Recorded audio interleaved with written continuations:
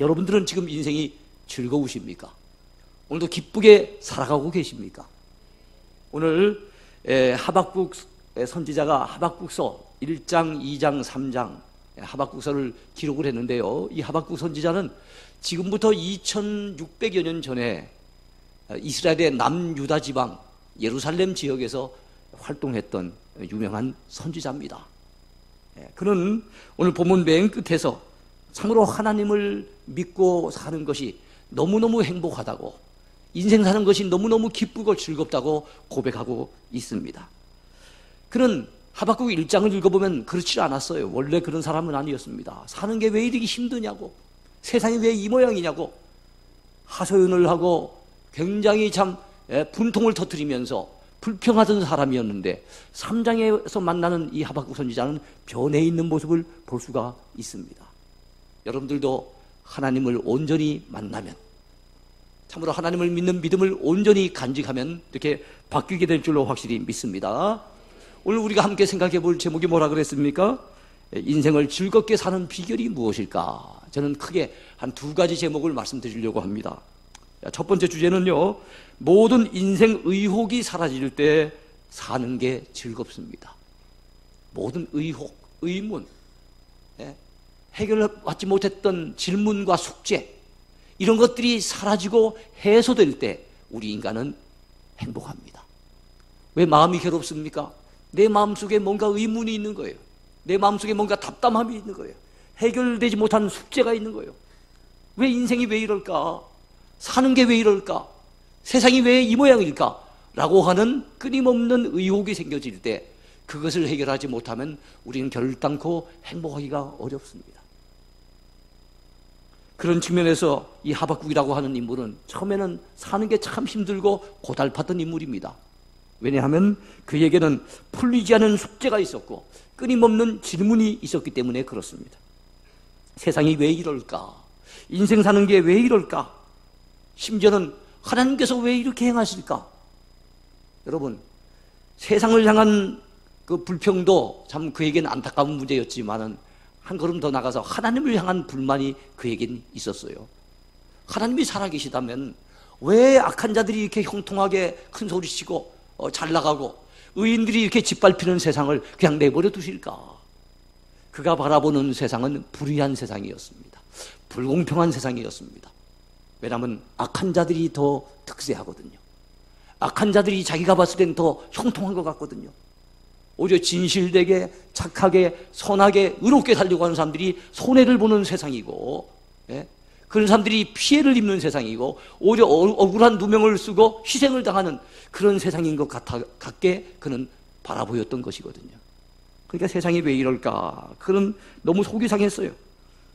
자, 그런데 그가 더 속상했던 것은 뭡니까? 이런 세상을 뻔히 바라보시면서도 침묵하고 계시는 하나님, 여전히 아무 말이 없으시고 잠잠하신 하나님을 향해서 그는 참 안타까웠던 거예요. 그래서 끊임없이 하나님 앞에 그는 이 하박국서 1장에서 질문을 던지고 있는데 그 질문의 가장 핵심이 13절에 나와 있어요. 1장 13절을 볼까요? 주께서는 눈이 정결하심으로 악을 참아보지 못하시며 패역을 참아보지 못하시거늘 어찌하여 거짓된 자들을 방관하시며 악인이 자기보다 의로운 사람을 삼키는데도 잠잠하시나이까? 여러분, 사람이 속이 상하고 답답할 때는 어찌하여 라는 말을 많이 하죠. 이 하박국 역시도 어찌하여 잠잠하십니까 하나님? 더 악한 자들이 저렇게 횡행하는데, 저렇게 큰 소리를 치고 있는데, 의인들을 짓밟는데도 하나님 왜 잠잠히 계십니까? 하나님은 눈이 정결하신 분이 아니십니까? 그 정결하신 눈으로 악한 자들의 악행을 다 보셨을 터인데 하나님 왜 그냥 내버려 두십니까? 요즘 우리말로 한다면 아이고 하나님도 무심하시지, 저런 놈한테 그냥 벼락이라도 떨어뜨리지 아니하시고 왜 그냥 내버려 두실까? 이런 얘기를 하는 분들이 있잖아요. 세상 살다 보면 참 세상이 참 이해가 안 되는 부분이 있지 않습니까? 어떻게 세상이 이럴까? 바로 이 하박국의 그런 고민을 안고 있었던 겁니다. 그런데 여러분이요, 가만히 생각해 보면은 풀리지 아니하는 의문과 의혹, 숙제가 어디 이거 하나밖에 없겠습니까? 그렇지 않은 것 같아요. 더 많은 것 같아요. 악인의 형통과 의인이 당하는 원인 모를 고난도 우리에게는 풀리지 않은 숙제지만 이것 말고도 보다 근본적인 문제를 많이 안고서 우리는 오늘도 살아가고 있습니다. 우리 이런 질문을 하지 않습니까? 왜 돈을 벌고 먹고 사는 문제가 어느 정도 해결되었는데도 여전히 내 마음이 공허할까? 왜 내 마음이 공허할까? 아직까지는 건강을 유지하고 있고 자식들도 별 탈 없이 잘 자라주고 공부도 열심히 하고 있는데도 왜 내 마음이 이렇게 허전할까? 내 딴에는 열심히 산다고 살아왔는데 애써 왔는데 내 마음대로 되는 것이 별로 없고 왜 인생이 이렇게 허무하게 느껴질까? 여러분 이런 질문이 혹시 생기지는 않습니까? 여러분 보다 근본적인 문제도 있어요. 나는 어디서 왔습니까? 나는 무엇을 해야 합니까? 그리고 나는 어디로 가는 존재입니까? 사람이 죽으면 어떻게 될까요? 하나님을 알지 못하는 이런 근본적인 질문에 대해서 아무런 답도 가지지 못한 채 죽는 순간까지 끊임없이 질문만을 되풀이하다가 끊임없이 의욕에 휩싸여 살다가 죽을 수밖에 없는 게 우리네 인생이에요. 그렇지 않습니까? 근데 여러분, 하나님께서는 이 문제에 대한 분명한 해답을 가지고 계세요. 하나님을 만날 때, 하나님을 믿을 때, 하나님을 내 인생 가운데, 내 마음 가운데 모시게 될 때 우리가 조금 전에 제기했던 모든 질문들은 사라질 수가 있습니다. 할렐루야. 여러분 이렇게 하나님을 만나기 전까지는요 답을 못 찾으니까 우리 인생은 유한하잖아요. 무한하신 하나님께 속한 질문인데 우리 인생은 영혼이 있다 보니까 우리 힘으로는 해결할 수 없는 그 문제에 대해서 끊임없이 질문은 던져요. 질문은 던지지만 답을 우리는 가지고 있지 못합니다. 답이 없으니까 답답하지요. 어쨌든 답이 두 개라서 이러지도 못하고 저러지도 못하고 답답합니다. 답이 두 개니까 답답할 수밖에. 참 안타까운 거예요.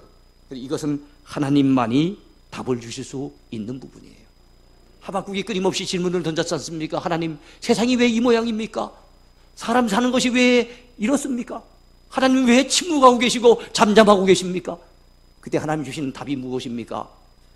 저런 악한 자들의 형통은 잠시뿐인 형통이며 일시적인 형통이다. 조만간에 내가 그들을 칠 것이며 징계할 것이며 그들은 심판을 당하게 될 것이다. 그러니 너는 그것 때문에 고민하지 말고 그것 때문에 질문을 던지지 말고 그것 때문에 의욕에 휩싸여 살지 말고 오직 의인은 믿음으로 말미암아 살리라. 오직 믿음으로 살아라. 믿음의 의인들은 오직 믿음으로 살아야 된다라고 하는 답을 주셨어요. 사랑하는 성도 여러분이요, 아무쪼록 이 땅을 살아가는 동안에 풀리지 않는 숙제가 있을 때 믿음을 간직하시기 바랍니다. 하나님 안에서 그 답을 찾을 수 있게 되길 바랍니다. 예? 믿음으로 말미암아 살리라 하는 말씀은 대단히 중요해요. 하박국 2장 4절 이 말씀은 신약 성경에도 큰 영향을 끼쳐서 사도 바울이라든지 이런 분들이 오직 의인은 믿음으로 말미암아 살리라 하는 것을 로마서라든지 갈라디아서를 기록할 때 그 핵심적인 주제로 사용을 했습니다. 그리고 500여 년 전에 종교개혁자 마틴 루터가 종교개혁을 일으킬 때도 여러분 슬로건으로 내건 말씀이 무엇입니까? 오직 의인은 믿음으로 살리라 하는 거였어요. 믿음으로 살리라. 믿음으로 우리가 구원받습니다. 믿음으로 우리가 행복을 얻습니다. 믿음으로 살아야 합니다. 그래서 두 번째 가지게 되는 제목은요, 참된 믿음을 가질 때 사는 게 즐겁다 하는 겁니다. 아까 첫 번째 제목은 뭐였어요? 우리 인생의 모든 의혹이 사라질 때 인생이 즐거워요. 근데 그 의혹이 사라지려고 한다면 답을 누구한테 찾아야 된다고요? 하나님께 찾아야 된다고 그랬어요. 우린 질문을 던질 수 있지만 그 본질적인 문제에 대한 해답은 우리는 갖고 있지 못해요. 왜냐하면 우리는 유한한 인생이니까요. 하나님만이 그 답을 주실 수 있어요. 그래서 하나님께 대한 믿음을 가지고 살 때 사는 것이 즐겁습니다. 오직 의인은 믿음으로 말미암아 살다는 하나님의 말씀을 듣고 하박국 선지자는 마음을 고쳐먹었습니다. 마음을 고쳐먹었어요. 그래서 끊임없이 질문을 던지던 그 물음표를 가지고 살던 그가 생각을 바꾼 겁니다. 그래, 끊임없이 질문을 던지고 물음표를 가지고 살지 말고 이제는 믿음의 느낌표를 가지고 살아야 되겠구나 라고 생각을 하고 하나님을 자기 마음에 온전히 모시고 자기 인생의 모든 문제를 하나님께 온전히 맡기고 믿음으로 살기로 결심을 했습니다. 그랬더니 그의 태도가 바뀌니까, 그의 마음의 자세가 바뀌니까 여러분 그의 마음속에 즐거움이 생기기 시작했습니다. 기쁘기 시작했습니다. 그래서 오늘 조금 전에 읽었던 말씀처럼 그는 여호와로 인해서 즐거워하고 나의 구원의 하나님으로 인해서 기뻐한다고 고백하고 있습니다. 노래하고 있습니다. 그래요. 그렇습니다. 왜? 어찌하여? 왜 그렇습니까? 어찌하여 세상이 이 모양입니까? 하나님 왜 이렇게 행하십니까? 라고 질문을 던지고 그것 때문에 여러분 의혹에 휩싸여 살면은요, 우리 인생은 행복하기가 어렵습니다. 근데 여러분 어느 순간부터 느낌표를 가지고 내게 주어진 모든 삶에 대해서 감사하기 시작하는 거예요. 이야, 오늘도 하나님께서 참으로 내게 생명을 주시다니, 오늘도 내 심장 소리가 박동하고 있다니, 이야, 오늘도 내가 여전히 살아서 생명을 누리며 하나님 앞에 나와서 예배를 드리고 있다니 참 감사하다. 사랑하는 내 가족들을 바라볼 때 이 소중한 가족들을 주신 하나님께 너무 감사하다. 할렐루야. 이 소중한 신앙을 주신 하나님께 너무 감사하다. 내게 주어진 모든 것들에 대해서 감사하기 시작해 보세요. 그걸 긍정적인 눈으로 바라보고 그 속에서 감사의 제목을 한번 발견하시면서 거기서 물음표가 아닌 느낌표를 한번 찍어보세요. 우리 인생은 그때부터 달라지기 시작합니다. 감사하면 절로 노래가 나옵니다. 우리 믿는 사람들이 부르는 노래를 찬송이라 그러죠. 절로 찬송이 나옵니다. 하박국도 마찬가지였어요. 주어진 현실에 대해서 감사하고 만족하고 그 속에서 하나님 앞에 찬양했더니 그는 기쁘고 즐거운 삶을 살 수가 있었던 거지요. 감사를 잃어버리면 행복을 잃어버립니다. 감사를 회복하면 행복을 되찾습니다. 내게 주어진 그 모든 것들을 하나님의 은혜로 알고 감사함으로 받아들일 때 우리는 우리 앞에 비로소 행복의 문이 열리게 되는 줄로 믿으시기 바랍니다. 돌이켜보면 감사할 제목이 얼마나 많습니까? 우리가 건강한 모습으로 이 자리에 앉아서 예배 드리는 것만 해도 얼마나 감사한 제목입니까? 오늘은요, 어제 죽은 사람이 그토록이나 애타게 갈망하던 내일이 아니었습니까? 그들은 그 내일을 오늘로 누리지 못하고 세상 떠났어요. 그렇지만 오늘 우리는 그들이 갈망하던 내일을 오늘로 누리면서 오늘도 우리가 행복하게 살고 있지 않습니까? 우리는 감사해야 될 줄로 믿습니다. 이렇게 우리에게 주어진 것을 감사하려고 한다면요, 우리 마음속에 믿음을 소유해야 돼요. 믿음. 네?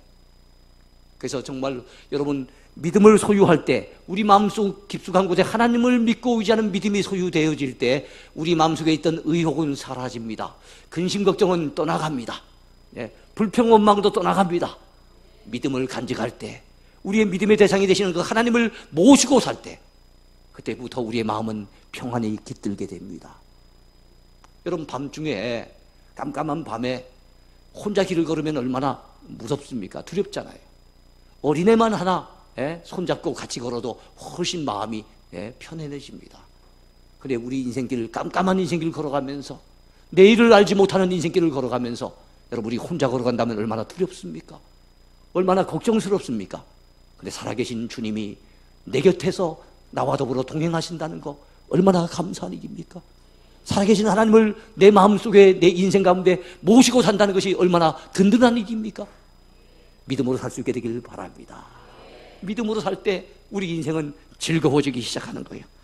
믿음으로 살 때 우리의 인생은 기뻐지기 시작하는 거예요. 그래서 하박국은 하박국 3장 18절에서 이렇게 노래합니다. 나는 여호와로 말미암아 즐거워하며 나의 구원의 하나님으로 말미암아 기뻐하리로다. 우리 하나님은 어떤 분이십니까? 우리가 믿고 의지하는 하나님은 온 세상 만물을 친히 지으시고 우리 사람을 만드신 창조주 하나님이십니다. 그분이 온 세상을 지금 다스리고 계시고 우리 인생을 주관하고 계십니다. 근데 그 귀하신, 그 전능하신 하나님이 여러분 우리를 얼마나 사랑하시는지요. 우리 하나님은 우리를 지극히 사랑하시는 우리 영혼의 아버지가 되십니다. 그뿐만 아니라 하박국의 고백처럼 그 하나님은 우리의 구원의 하나님이십니다. 우리를 죄악 가운데 구원해 주셨습니다. 사탄 마귀의 그 소나기로부터 우리를 구원해 주셨습니다. 세상에 위험 요소가 얼마나 많습니까? 그 갖가지 위험으로부터 우리를 지켜주시고 구원해 주셨습니다.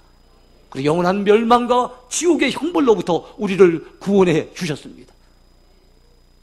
그분이 우리가 믿고 의지하는 하나님이세요. 그 하나님을 우리 마음속에 모시게 될 때 그 하나님을 우리 가정의 호주로 모시고 살게 될 때, 그 하나님을 매 삶의 매 순간마다 모시고 그분과 더불어 동행하는 삶을 살아갈 때 그 인생이 어찌 행복하지 않을 수 있겠습니까? 어찌 그 걷는 걸음이 즐겁지 않을 수 있겠습니까? 이런 행복을 여러분이 누릴 수 있게 되기를 축원해 드립니다. 하박국 선지자가 하나님을 전적으로 믿고 살아가기로 마음을 고쳐 먹으니까 그는 하나님 한 분만 있어도 만족스러웠어요. 다른 것은 없어도, 다른 것 별로 없어도 그게 문제가 안 되는 거예요. 여러분, 예수 잘 믿는 사람들을 가만히 보면요, 그가 큰 부자라서 행복해하는 것 같지 않아요. 누가 대단히 세상에서 성공해서 그가 막 즐겁다고 그렇게 소리 지르는 것 아닌 것 같아요. 가진 건 별로 없는 것 같은데 참 행복해하는 분들을 보거든요. 왜 그럴까요? 다른 건 없어도 가장 소중한 하나님을 모시고 살고 있기 때문에 그렇습니다. 하나님을 믿고 의지했더니 다른 것 없어도 여러분 만족할 수 있고 기뻐할 수 있고 행복해할 수 있다는 사실입니다. 여러분, 그것을 우리는 하박국 선지자의 노래를 통해서 배울 수가 있어요. 오늘 본문 하박국 3장 17절과 18절까지 같이 한번 읽어볼까요? 비록 무화과 나무가 무성하지 못하며 포도나무에 열매가 없으며 감람나무에 소출이 없으며 밭에 먹을 것이 없으며 우리의 양이 없으며 외양간에 소가 없을지라도 나는 여호와로 말미암아 즐거워하며 나의 구원의 하나님으로 말미암아 기뻐하리로다. 여기 보니까 무화과나무 열매, 포도나무 열매, 감람나무 소출, 밭의 식물, 우리의 양, 외양간의 소, 다 뭡니까? 물질적인 것이요. 우리가 귀하게 여기는 우리의 소유물들입니다. 사람들은 끊임없이 소유물을 많이 가지려고 합니다. 그가 많이 움켜쥐면 행복할 줄로 알고 더 많은 것을 움켜쥐려고 합니다. 그러나 그동안의 우리의 경험을 통해서 알 수 있는 것처럼 많이 가졌다고 꼭 행복한 것은 아닌 것 같아요. 행복은 우리 마음에 달려 있습니다. 많이 가졌다고 행복한 거 아니에요. 가지면 나쁠 건 없지만은 꼭 많이 가졌다고 행복한 것은 아니더란 얘기입니다. 하박국의 고백에도 그대로 나오는 거예요. 그는 보니까 이것저것 없다는 거 끊임없이 없다고 얘기를 하고 있어요. 이것도 없고 저것도 없는데, 없는 거 투성인데도 그는 즐거워하며 기뻐하고 있다고 고백하고 있지 않습니까? 그 비결이 뭡니까? 다른 건 없지만은 하나님이 계시기 때문에 그렇습니다. 하나님은 행복의 원천이십니다. 하나님은 생명의 원천 되십니다. 하나님은 기쁨의 원천이 되시기도 합니다. 다른 것 다 있어도 행복의 원천이 되고 기쁨의 원천이 되는 하나님을 놓쳐버리면은요, 우리는 절대로 기뻐하기 힘들고 행복하기가 어렵습니다. 다른 것 좀 부족해도 행복의 원천이 되시는 그분 붙들고 살면, 다른 건 좀 부족해도 없어도 여러분 우리에게 참 기쁨을 주시는 그분을 붙들고 살면 그 인생은 행복할 수밖에 없고 즐거울 수밖에 없는 거예요. 여러분이 그런 즐거운 인생 되기를 축원해 드립니다. 축원해 드립니다. 우리가 사는 게 즐거운 행복한 삶을 살아가려고 한다면 또한 우리 영혼이 하나님으로 인해서 힘을 얻어야 될 줄로 믿습니다. 우리 하나님은 우리 영혼에 새 힘을 공급해 주시는 분이십니다. 화초나 나무 역시도 물을 주어야만 힘을 얻습니다. 그렇죠? 이거 물어 안 주면 안 돼요. 나무도 물을 줘야 됩니다. 그리고 자동차에는 기름을 넣어줘야만 힘있게 달려갑니다. 사람도 뭔가 먹어줘야 돼요. 밥을 먹고 물을 마셔줘야만 우린 육신에 힘을 얻습니다. 근데 어떨 때는 밥을 먹는데도 물을 마셨는데도 배불리 먹었는데도 그래도 힘이 빠질 때가 있지 않습니까? 왜 그럴까요? 사람에겐 육신만 있는 것이 아니라 영혼이 있기 때문에 그렇습니다. 다른 동물들은 육신만 가지고 있어요. 근데 사람은 달라요. 하나님께서 아주 존귀하게 지으셨어요. 하나님만이 가지고 계시는 영적인 존재로 사람을 만드셨어요. 우리는 영혼이 있기 때문에 육신의 만족만 가지고는 안 되는 거예요. 육신의 만족은 밥만 먹으면 되고 물만 마시면 되겠지만은 우리 영혼이 만족을 얻어야만 힘을 낼 수가 있다는 거예요. 그런데 하나님과의 관계가 멀어지고 하나님을 알지 못하고 하나님을 믿는 믿음이 없을 때, 하나님이 주시는 그 은혜를 공급하지 못할 때 우리 영혼은 힘을 잃고 우리 마음은 지칠 수밖에 없다는 사실입니다. 그럼 우리 여러분, 이 남은 생애를 살아갈 동안에 힘있게 행복하게 살기를 진정 원하신다면 우리에게 영적인 힘을 주시는 그 힘의 원천이 되시는 하나님을 믿고 의지할 수 있게 되길 바랍니다. 하박국 선지자는 하박국 3장 19절 오늘 본문에서 이렇게 분명히 고백하고 있습니다. 주 여호와는 나의 힘이시라. 나의 발을 사슴 가깝게 하사 나를 나의 높은 곳으로 다니게 하시리로다 그랬어요. 주 여호와는 나의 뭐라고요? 힘이시라 그랬어요.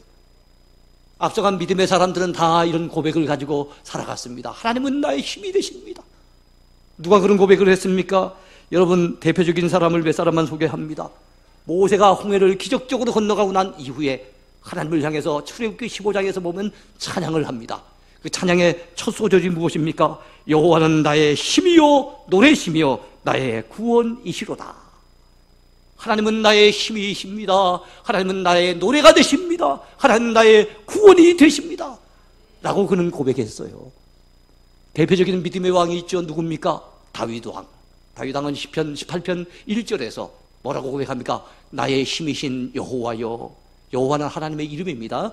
나의 힘이신 여호와여, 내가 주를 사랑하나이다. 그렇게 고백했어요. 여러분, 예레미야 선지자는 예레미야 16장 19절에서 이렇게 하나님께 기도합니다. 여호와 나의 힘, 나의 요새, 환난 날의 피난처시요. 하나님은 나의 힘이시지 않습니까? 하나님은 나의 요새가 아닙니까? 하나님은 내가 환난 당할 때 피난처가 되시지 않습니까? 그 하나님 앞에 간구합니다. 이런 기도를 올린 거예요. 여러분, 저에게도 저의 힘은 하나님이십니다. 많은 분들이 저를 보고 그래요. 나이에 비했을 때는 굉장히 활기차 보인다고, 별로 피곤을 못 느끼는 것 같다고, 열정이 많다고, 뭐 그런 얘기는 많이 합니다.